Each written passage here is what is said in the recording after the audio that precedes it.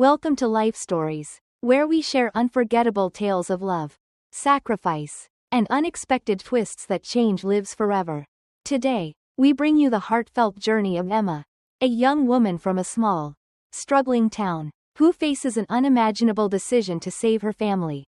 In a world where appearances and wealth often define relationships, Emma's story will show you that true love comes from understanding, sacrifice, and trust. Join us as we dive into her emotional journey and discover the profound lessons life has to offer.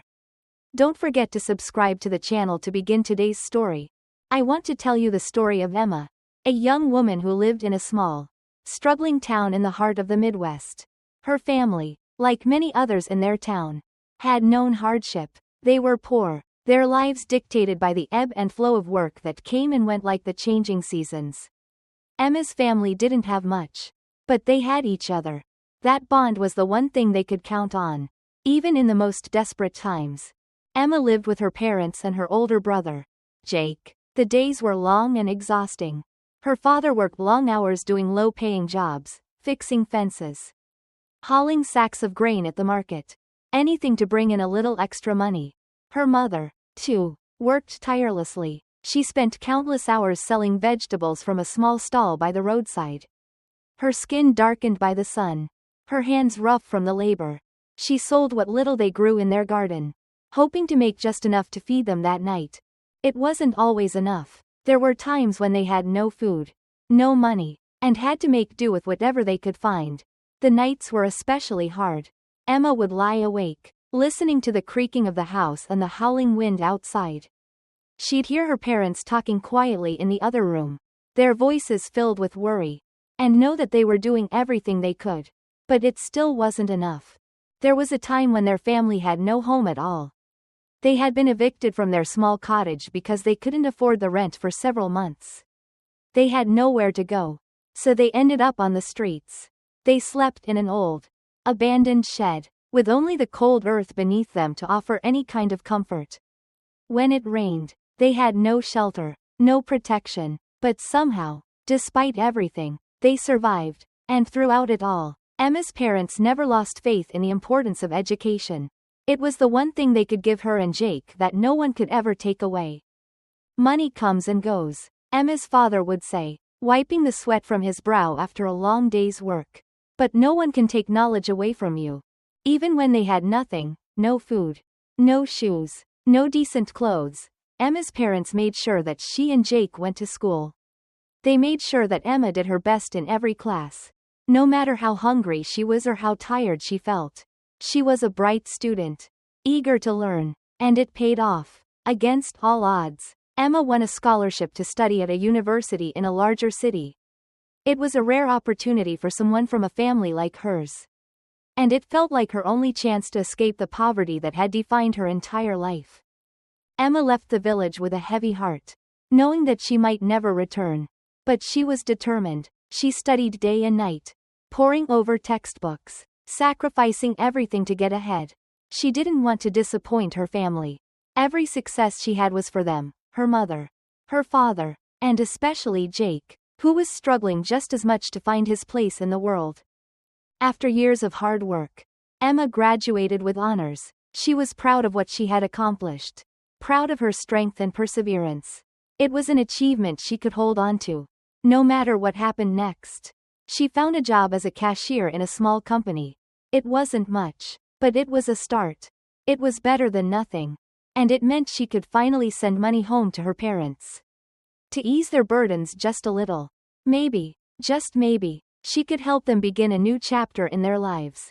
But even though she had moved to the city and thought she had left the past behind, it was always there, lurking just beneath the surface. As Emma began to build a new life, she realized that some things she couldn't escape, especially the judgment that came with her background. She was ready to start a family of her own, to fall in love, to find someone who would see her for who she was, not where she came from. But each time a man showed interest in her, asked her out, and made her feel special, the same questions always came up. Where is your family from? They would ask. And when she answered, everything would change. They'd pull away, hesitant, suddenly cold. No one wanted to marry a girl who had been homeless. No one wanted to build a future with someone who had nothing. Each rejection stung deeper than the last. She tried to convince herself that it didn't matter, that she had survived worse, that she would survive this too. But the truth was, it hurt. It hurt in ways she couldn't explain. And it wasn't just her. Jake faced the same heartache. Whenever he tried to date, he was rejected too. People whispered about their past, about how they had nothing, how they struggled to get by. No woman wanted to marry someone like him. She saw how much it broke him. She saw the pain in his eyes. And that pain broke her even more. They had worked so hard. Yet it seemed like no matter what they did, things didn't get any easier. One evening, when Emma was sitting at the kitchen table, trying to sort through the emotions of yet another failed attempt at moving forward, her mother came in holding a brown envelope. Her father followed closely behind, his face serious. "Emma, come inside. We need to talk," her mother said softly. Emma walked into the living room, her heart heavy with the weight of the unspoken conversation. Her father placed the letter on the table, and Emma looked at it, confused. Her father cleared his throat. "A rich man wants to marry you," he said, his voice quiet but firm. Her heart skipped a beat. She looked at her mother, then back at the letter. "What do you mean, a rich man?" she asked. Her mother nodded. "His name is Mr. Jonathan. He's the wealthiest man in town." Emma frowned. "Mr. Jonathan?" she echoed, her mind racing. "I've never heard of him." Her father sighed. "He left the village a long time ago. But people say he's made a fortune. He owns land, farms, and several businesses in the city. He's well known." Emma's hands began to shake as she picked up the letter. She read the words, but they blurred before her eyes. "I am 60 years old. I have money. I will take care of your daughter and your family. This marriage will bring her comfort and security," the letter said. She felt her chest tighten. 60 years old. Too old for her. Too old for anyone her age to want. Her mother's voice was soft. "He wants to marry you, Emma. He says he will take care of you, of us." Silence filled the room. Emma didn't know what to say. What was she supposed to say? She thought of her family, the way they had struggled, the sacrifices they had made. She thought about her father's health and the costly surgery he needed. This could change everything for them. Could this really be her only way out? As Emma sat there, feeling the weight of the decision pressing down on her, she realized something. She had always promised herself she wouldn't be forced into anything, especially marriage. She had dreamed of love, of finding someone who would cherish her for who she was, not for what she could give. But her family's survival was at stake. Would she sacrifice her own happiness for them? Would she give up her dreams for a future of security? Her heart ached, but she knew what she had to do. She took a deep breath and whispered, "If it means sacrificing myself for my family, then I will do it." Her mother burst into tears, and her father nodded, his face filled with pride and sadness. It was done. She had made her choice. Days passed slowly after Emma made her decision, and the weight of it all seemed to settle heavily on her shoulders. The thought of marrying a man nearly 4 times her age was terrifying. Yet, her family's needs, her father's health, and her mother's constant worries weighed more heavily on her heart than her own feelings. She had no other choice. It wasn't just about her anymore, it was about them. When the day came for Mr. Jonathan to visit their house, Emma felt a pit form in her stomach. Her mother had dressed her in her best dress, a modest blue gown that had seen better days, but was still presentable. Her hair was neatly tied back, and her face was made up just enough to look polished. Her father sat beside her, his hands folded nervously, and Jake, her brother, stood near the door, arms crossed, eyes glued to the road outside, awaiting the arrival of the man who could change everything. The moment arrived. A black car appeared at the end of their dusty road, its shiny surface a stark contrast to the simplicity of their village.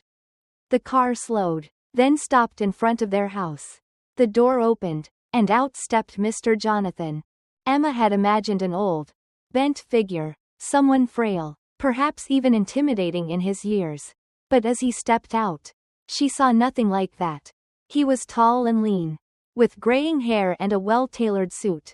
His steps were slow, but they were steady. His eyes, though, were warm, There was no arrogance, no coldness. In fact, when he looked at Emma, there was something almost gentle in his gaze. He greeted her father first, shaking his hand with respect, and then turned to her. "So, you are Emma," he said, his voice deep but calm. "I have heard a lot about you.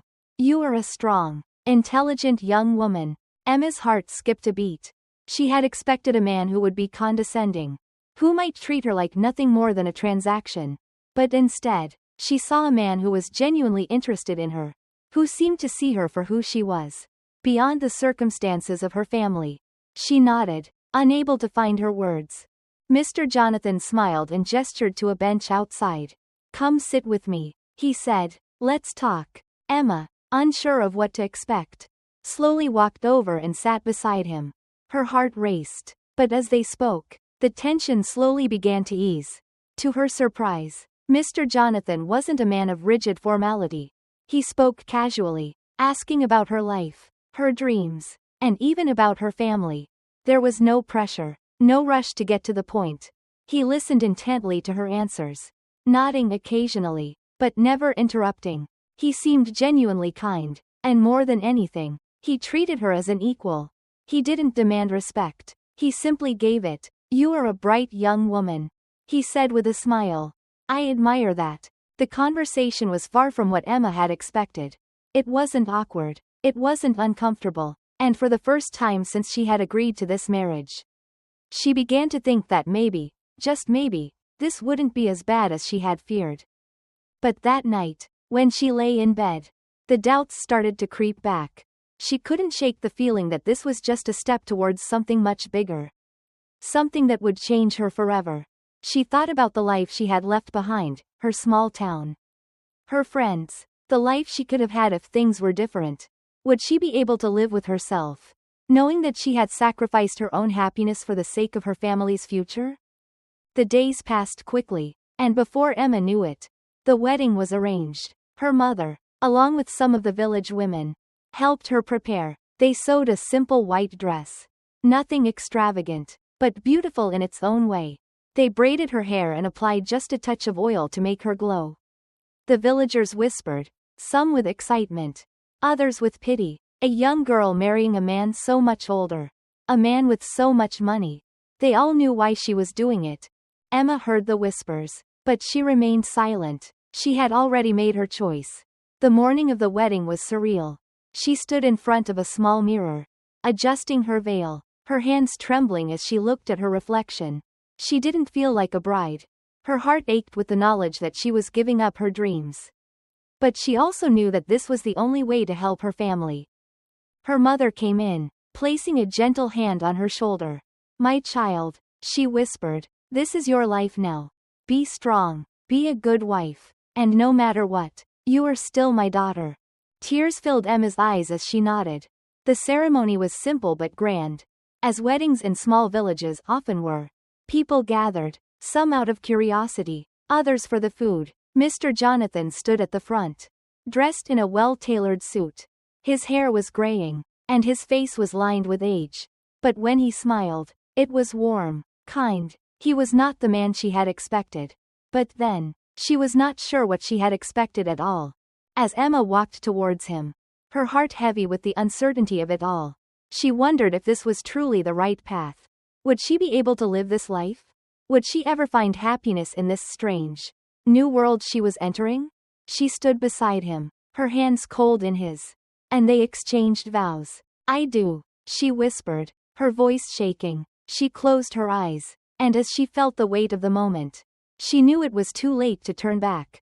And so, just like that, Emma became a wife. The days following the wedding were a blur. Emma tried to adjust to her new life. But everything felt strange, overwhelming, and far from the dreams she once held dear. Mr. Jonathan, or rather, Jonathan as he preferred to be called now, was kind, considerate, and patient. He treated her well, far better than she had anticipated. They moved to his mansion in the city, a grand place with sprawling gardens and rooms so large she could barely comprehend their size. It was a far cry from the small, humble cottage she had grown up in. But despite all the luxury surrounding her, Emma felt more out of place than ever. The city was alive with noise, lights, and a pace that was so foreign to her. Her hands, once used to the rough work of the farm, now felt awkward and out of place in the world of polished silverware and servants rushing to take care of every need. Emma would wander the halls of the mansion, unsure of what to do with herself. She had everything she could ever want, yet she felt the emptiness in her chest growing wider each day. One evening, after a long day of being in a world she didn't understand, Emma excused herself to their bedroom. She needed a moment to breathe, to calm her racing heart. The luxury of the room, so much space, so much beauty, felt like a suffocating weight. She sat on the edge of the bed, staring at the white linens that seemed too soft to be real. She thought about her family, about her mother's tears when she'd left, and about her father, whose health seemed to worsen with every passing day. She couldn't stop wondering if she had made the right choice. Was this the life she had been meant to lead? Was she simply going to live out her days in this gilded cage, pretending to be content while her soul yearned for something more? As she sat there, lost in her thoughts, she heard the sound of water running. It was coming from the bathroom. Jonathan had taken a shower after their dinner, and the sound of the water was calming in its own way. But as minutes passed, the water kept running. After an hour, Emma began to feel uneasy. What was taking him so long? Her curiosity grew, but she tried to push it aside. Perhaps he just needed more time. But another hour passed, and she started to feel something wasn't right. Something told her to get up. Her heart raced as she approached the bathroom door, half expecting to find Jonathan sitting there, reading a book or simply relaxing. But when she opened it, she was greeted by a shocking sight. It wasn't Jonathan who stood in front of her. It was a younger man, tall, handsome, with damp hair and a strong, youthful body. He was wrapped in a towel, his face smooth and unlined by age. Emma froze. She couldn't speak. Her eyes widened in shock and fear. This wasn't Jonathan. Where was he? What was happening? The young man took a step toward her and raised his hand in a calming gesture. Emma, it's me, he said, his voice the same deep tone she had heard from Jonathan. Emma's body went cold. Who are you? She whispered, her voice trembling. I know this is difficult to understand. The man continued, his eyes filled with sympathy. But I am Jonathan. I've always been Jonathan. Emma's mind began to spin. This couldn't be true. She had married an old man, an elderly man who could barely walk. But this man standing in front of her looked nothing like Jonathan. He was younger, stronger, his features sharp and full of life. She backed away, stumbling, her breath coming in short gasps. No, this isn't real, she whispered, shaking her head. Where is my husband? Where is Jonathan? Her heart pounded in her chest, and panic began to set in. The young man, Jonathan, stepped forward again. Please, let me explain. I didn't want to deceive you, but I needed to know the truth. I wanted to see who you really were. Emma's knees buckled, and she fell to the bed. Her hands gripped the sheets tightly, as if they were the only thing holding her together. What do you mean? She gasped. What do you want from me? Why would you do this? Jonathan sat beside her, his expression soft, but serious. I used makeup to disguise myself as an older man. I wanted to see if you would marry me for my money or if you would marry me for who I truly am. I needed to know that you weren't just after wealth.